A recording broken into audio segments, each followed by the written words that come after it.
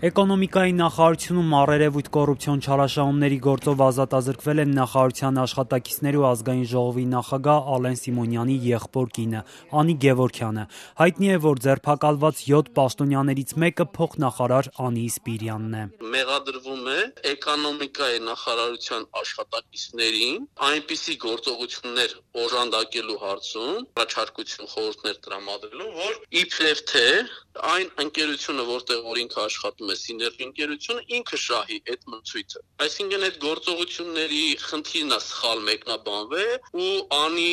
Գևորգյանը կատարել է այնպիսի գործողություններ, որոնք մտել են իր գործառույթային պարտականությունների մեջ։ Գևորգյանի պաշտպան Մուշեղ Ալեքսանյանն ասաց, թե պատրաստվում են բողոքարկել որոշումը, պնդում են, ԴՏԱ-ն հաշվի չի առել մեղմացուցիչ հանգամանքները։ Անտեսվել են մի շարք կարևորագույն հանգամանքներ, այդ թվում մեղմացուցիչ հանգամանքները, 2 եւ 4 տարեկան մանկահասակ երեխաների առկայությունը, նախկինում դատապարտված չլինելը, բնական բնութագրվելու եւ մյուս կարևորագույն հանգամանքները։ Ըստ նախաքննության գործը վերաբերում է պետական մրցույթի, որտեղ իրենց նախընտրելի ընկերության հաղթանակը ապահովելու համար նախարարության աշխատակիցները անհնարին պայմաններ են ստեղծել հաղթողից եռակի ցածր գին առաջարկած մրցակցի համար։ Թեև ըստ քննչականի հնարավոր էր այդ ծառայության համար վճարել 108 միլիոն դրամ։ Նախարարության մրցութային հանձնաժողովը նախապատվություն է տվել դրանից մոտ 300 միլիոն դրամ ավելի բարձր գին առաջարկած ընկերությանը։ Քննիչները հաղթողի անունը չեն նշում, սակայն Ազատությունը պետգնումների կայքում գտավ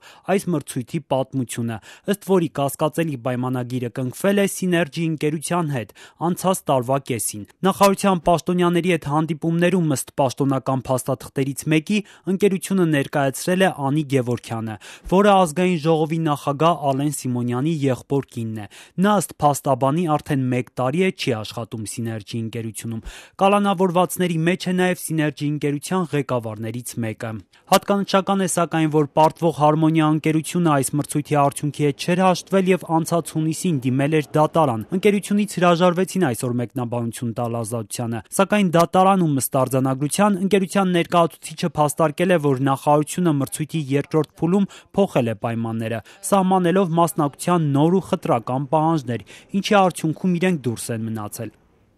Դատարանն ի վերջո նրանց բողոքը բավարարել է, պարտավորեցնելով նախարարությանը նոր մրցույթ անցկացնել, որտեղ արդեն Սիներգին պարտվել է։ Այս պատմությունը փաստացի ավարտվել է անցած տարվա օգոստոսին։ Քննչական կոմիտեն սակայն հիմա կես տարի անց է գործ հարուցել։ Մրցութային հանձնաժողովի ղեկավար փոխնախարար Անի Սպիրյանը այս ընթացքում շարունակել է մնալ իր պաշտոնում։ Խստիվ հանձնարարել է մնալ օրենքի շրջանակներում եւ դա ավելի քան վստահ եմ, որ հենց այդպես էլ կա։ Նրա վերադասը էկոնոմիկայի նախարարն այսօր էլ պնդեց, թե աշխատակիցների անմեղությանը չի կասկածում։ Տենդերային գործընթացը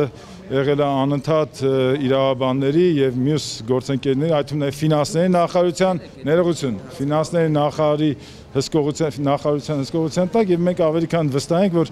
դատարանով էլ կամ քննությամբ էլ կպարզվի, որ գնումների մասին եւ դրա հետ փոխկապակցված օրենքների հետ որևիցե խախտում չի լինի։ Սիներգին հրաժարվում է հարցազրույցից, ընկերությունը միայն հայտարարություն է տարածել, որտեղ ասվում է, թե այս պահին ընթանում է նախաքննություն, ուստի ընկերությունը հավելյալ տեղեկատվություն կտրամադրի մոտ ապագայում։